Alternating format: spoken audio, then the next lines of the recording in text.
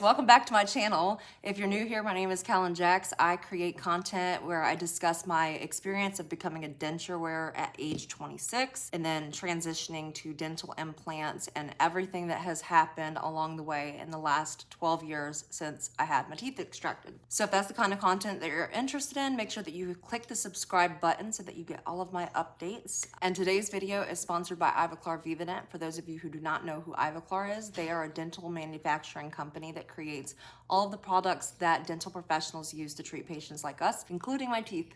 So if you want to learn more about their company, then click the link below in the description box. It's www.morethandenture.com. Okay, so in the beginning, like back in 2010, the year that I realized that my teeth couldn't be saved, I was terrified of dentures. I was terrified. It was like the worst possible thing that could happen to me. And that was because like a lot of people, I had this stigma in my mind about what dentures looked like, what they felt like, how you'd function with them, what kind of people wear dentures, and etc. It freaked me out. It really terrified me. So I thought at that time that the only way that I was ever going to be able to live a normal life is if I get dental implants. And as we all know, the price of dental implants is just so exclusive to just a small portion of people. There's not a lot of people that can afford that kind of, treatment, unfortunately. And it doesn't look like it's really changed very much in the past decade as far as price goes. I mean, I think that the price is still pretty average, like hovering around $50,000 for something like I have, which is the all-in-4, and I'll get into that in a little bit. But I really thought that that's the only way I was ever going to function. And the game changer for me was finding an online community of denture wearers. It was a social media platform for denture wearers, basically. I just sat there and I scrolled through the pictures. I couldn't tell that they were dentures. They were beautiful. And there's this one girl in particular that always stands out in my mind when I reflect back on that time.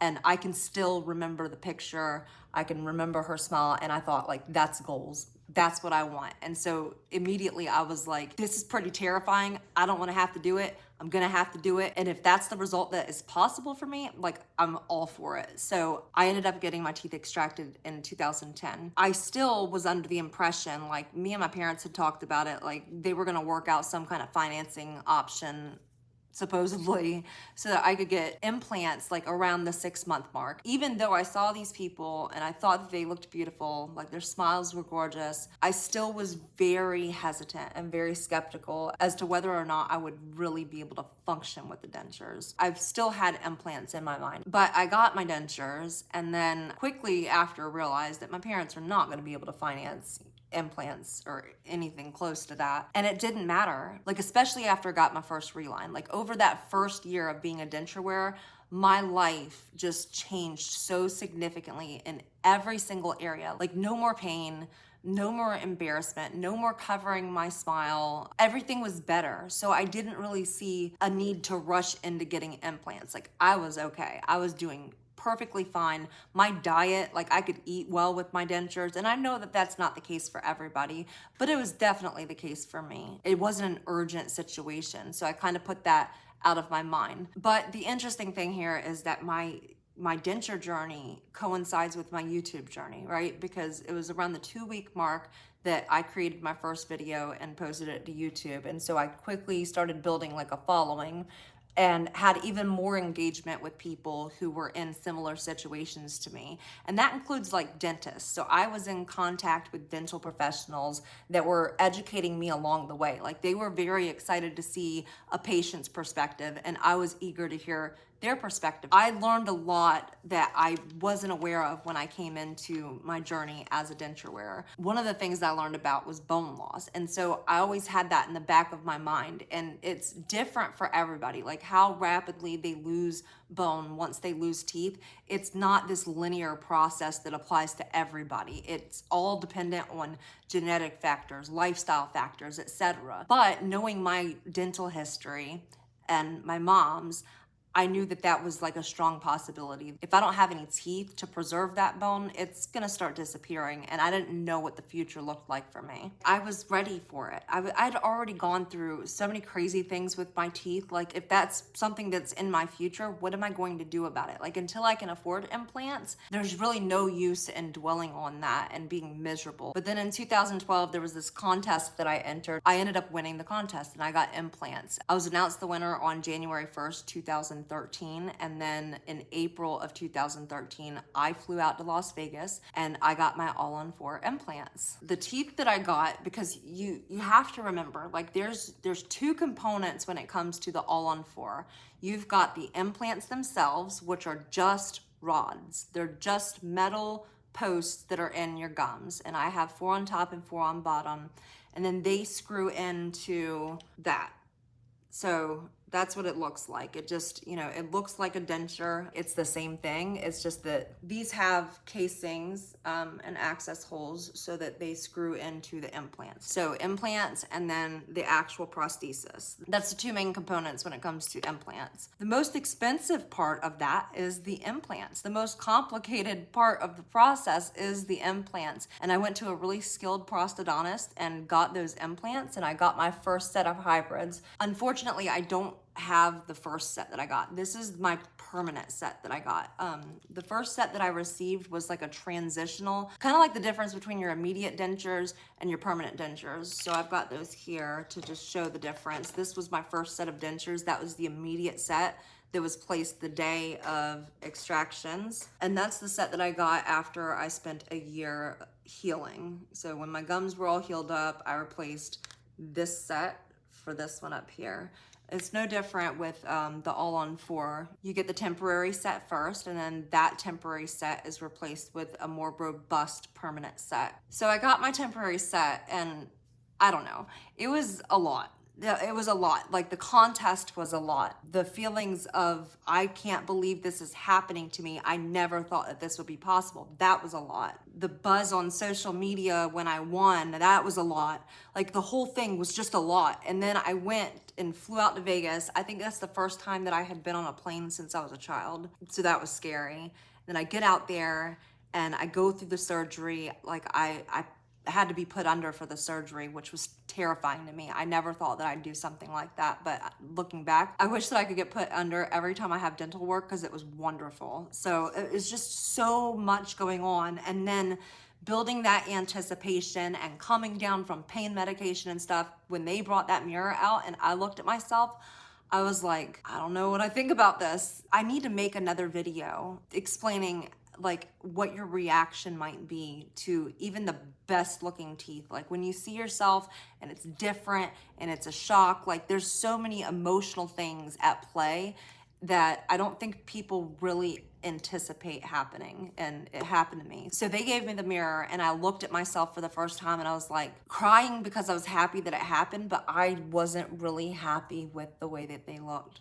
And I know that that sounds horrible, and you could say that it sounds vain, but I know that a lot of people relate to that. I've gotten a lot of messages where people look at themselves in the mirror after, really hyping themselves up, and then that initial disappointment, like, I don't like the way that that looks. And I think that you should be allowed to. And that added another layer of guilt, because I knew that I won them in a contest, and I should be grateful for anything that I get, no matter what they look like. And I was super grateful, but they didn't meet the expectation in my head, and it was a letdown at first. I've mentioned in the past, like, some of the things that I didn't like about them. Now, mind you, this was like a really fast process, because I was only out there for like 3 days. So within those 3 days, they had to go from day one taking the impressions and then making the teeth in those 3 days, ready to load on day 3 after I had my surgery. So it was quick. It was super quick. They were a temporary set. They were not something that was ever intended to last forever. So I get all that. And I think I really need to make a separate video to go further into detail about that. But for time, I'll just say that, the gums to me looked purple. The teeth looked pretty blocky looking. It felt like it didn't really match me. So I wasn't thrilled. But I did have some minor swelling, and I knew that I needed to just give it time, and so I did. I gave it time. Well, I think it was like right around like the 2 to 3 month mark, maybe, after getting that set. I was eating chocolate chip cookie dough ice cream, and I bit down onto a piece of cookie dough, which I guess was pretty frozen, and it broke off one of my molars in the back. And that was really painful. Not when it happened, but just because it left that hybrid down there pretty jagged and exposed. There was like really rigid edges that were kind of cutting my gums. So I called the dentist, and we arranged for me to come back out there and get a final set made a little earlier. And in the meantime, while I was waiting to fly back out there, I ended up having to take cushion grip. Like, if any of you guys have heard of cushion grip, it's like a cushion for your dentures to make them more comfortable. I love that company. I love that product. They're wonderful. So I highly recommend them for denture wearers. But I used that to improvise while I was waiting to get my hybrids replaced, so that the hybrids that I did have wouldn't be cutting my gums. I just stuck it on there, and it was like a cushion. So it worked. Then I flew out to Vegas, and I got my final set, and I was way happier with that set than the first set, because I let them know, like, you know, the gums on the first set, they looked very purple. They had like blue undertones to them. It didn't look youthful. It didn't match my complexion at all. Like, it didn't look like what you would expect my gums to look like. They corrected that. They gave me these, which, if you were to line these up with the dentures that I had previously had, I mean, that's pretty much dead on the same color gums. So I was very happy about that. But as time went on, I started to really become bothered by the fact that this was all, at the time, just straight across. It was straight across. It looked like a block of teeth. It was just like all even. And I didn't think that that looked natural at all. So I have a video that I will link up here, in which I discussed doing a DIY and shaving these lateral incisors down myself. I filed them down in my bathroom with just a regular nail file, like not even a Dremel or anything. And I knew the risk. I understand, I get the risk, but I had faith in myself, and so I did it, and I was very happy with the result. The thing that you have to keep in mind, though, is like, you don't want to do that, because doing something like that will void any kind of warranty that you might have on a major investment. My suggestion is to not go in your bathroom if you're not happy with things like that, minor things like that. Go to your dentist, and they can do it for you, and it's no big deal. They can do it for you. Your warranty is still intact, like everything is fine. But after I did that, I was like even more confident about my smile. So the next big thing that happened, I think it was after the lateral incisor situation, was my hybrid became loose. It became loose, and I was terrified. It's gotten worse, and then where I'm at today is, it's like, as I'm sitting here talking, the whole thing is moving. I mean, the whole thing is moving. I mean, that probably looks slight on camera. It's not. Like, every time I talked, every time I bit, it was just wobbling on the top. The top one was wobbling, and I was terrified. I was so scared that it was going to break. And I'm in Florida. My dentist that did the work is in Vegas. In order to try to fix the situation, or at least see what I was up against, I went to a local dentist. Okay, this is a good one for you. I went to a local dentist, and they did x-rays, and when they came in to tell me the results of the x-rays, they said, your titanium bar inside of your hybrid is fractured, and you might as well throw those away, because they need to be replaced. Like, you're not gonna be able to function with those. And for those of you who don't know what I'm talking about, right here, you can see how it kind of wore down. This showing through is the titanium framework. All around this acrylic, inside of it, it's reinforced by a titanium bar. So this guy is telling me that I need to throw this stuff away and get it replaced. I'm like, well, that's not gonna happen. But that was what he thought was causing my hybrid to wobble and become unstable. So I called my dentist in Vegas. He coordinated with the dentist here in Jacksonville, and then he let him know, like, no, that's not fractured. The titanium was welded together, and it looks like a fracture, but it's not. So I flew out to Vegas and it was determined that the abutment was loose. There was nothing wrong with the implants. There was nothing wrong with the hybrid. It was just what screws in to keep it in place.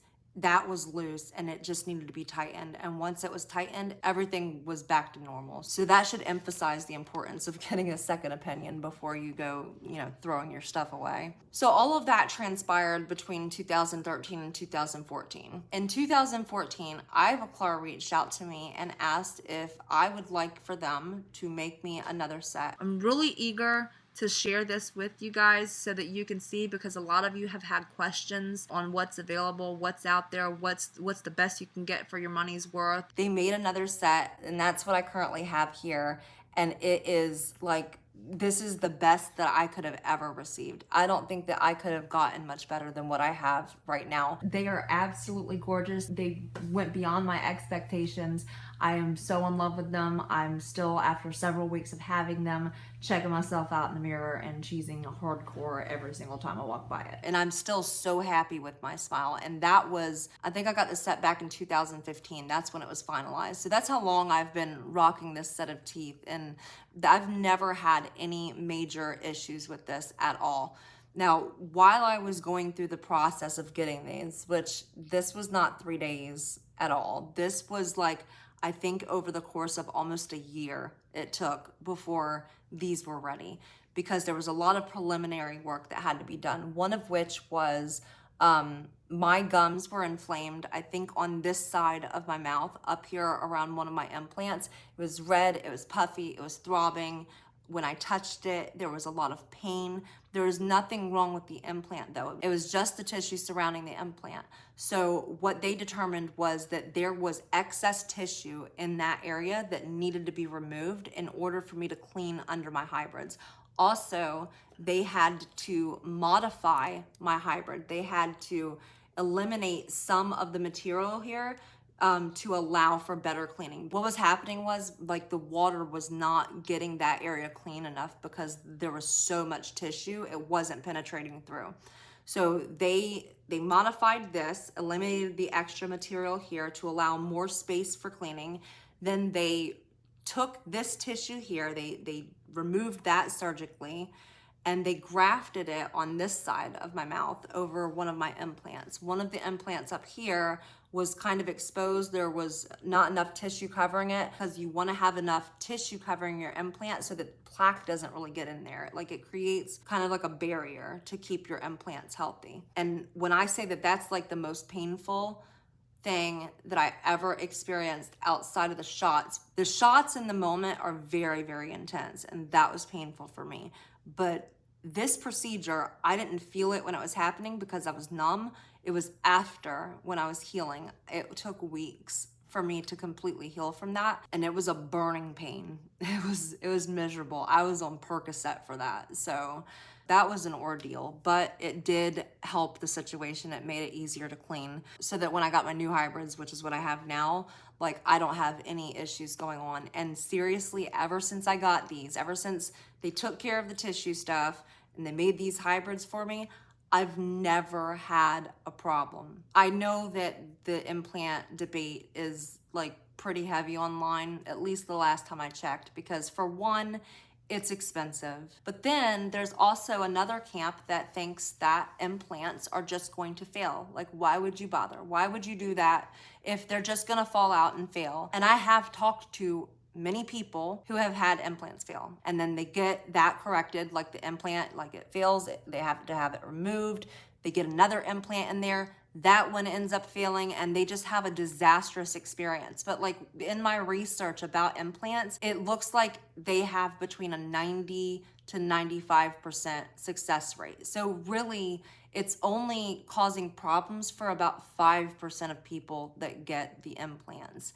And there's all kinds of reasons that an implant might fail. So I'm not saying that it doesn't happen. It does, but it's not as common as you might think. And I've never experienced anything like that. So that's been my experience over the past 10 years. I'm sorry if it's like super underwhelming, but I don't regret anything. If I had the money, like if I actually had the money to get this, I would have gotten it. you know, but I didn't. I know how fortunate I am to have been able to have the opportunity to win these and not have to pay for them. A lot of people spend a lot of money on them though, and that's why I talk about them so much, because I want you to be educated. This is a huge investment for you. My personal experience has been amazing this far. If you have any questions, leave them in the comment section below. Don't forget to subscribe to my channel if you haven't already. I'm on Instagram, it's kalinjax on Instagram. I wear dentures on Facebook, and I will see you guys again next time, and y'all take care.